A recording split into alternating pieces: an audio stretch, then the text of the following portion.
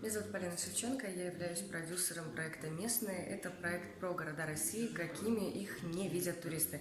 Вот сегодня мы приехали в культурный центр народности Кряшины, чтобы поговорить с Геннадием Макаровым. Это прекраснейший фольклорист. Мы запишем, как он играет на гуслях, как он играет на домбре. В общем, в принципе, проект про Россию, про необычную Россию. Мы ездим по всем городам. Вот сейчас мы находимся в Казани, и здесь нам очень нравится. И валенки, их накладывали закладки тоже, и их шили суровыми нитками. Нитки тоже были.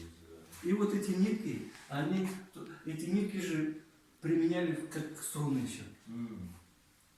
И, конечно, у них тембр другой был.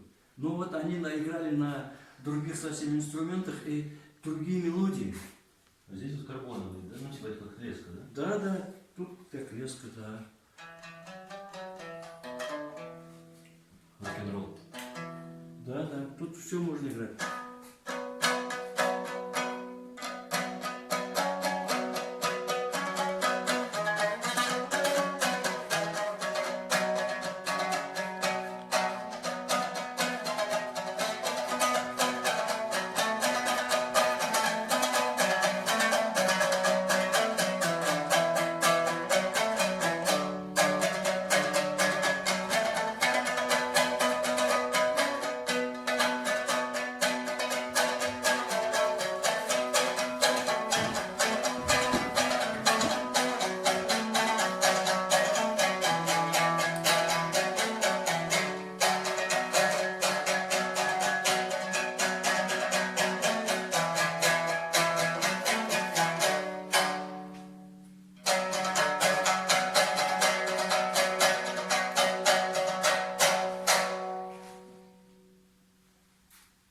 Это же стадионный инструмент. Прям у него какой-то дух. Да, да. Вот, то есть и в старых инструментах дух был, конечно. Просто сейчас вот, если это до ретро, вот такая вот мода пойдет, то мне кажется, что появятся еще и татарские, и русские этнические инструменты. Видите, сейчас гулял запись таких суровых ребят, записанная в какой-то пустыне, короче, монгольская рок-группа, которая на этнических разных очень интересных струнных инструментах, но они электрические, и они много сейчас играют рок. На Киевской недавно на одном из главных радио музыкальных выступали, тоже, по-моему, не помню. Скину ссылочку в описании. Ну, этнические. Да, абсолютно. То есть это даже не ретро, это какая-то немножко китчевая приставка, это просто вот переосмысление.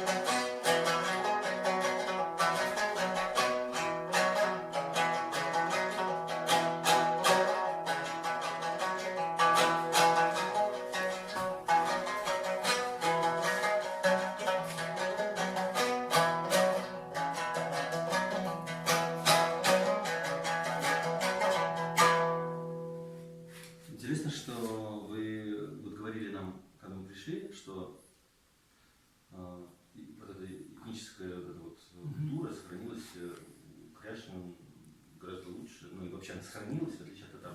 Да, да. Скажите,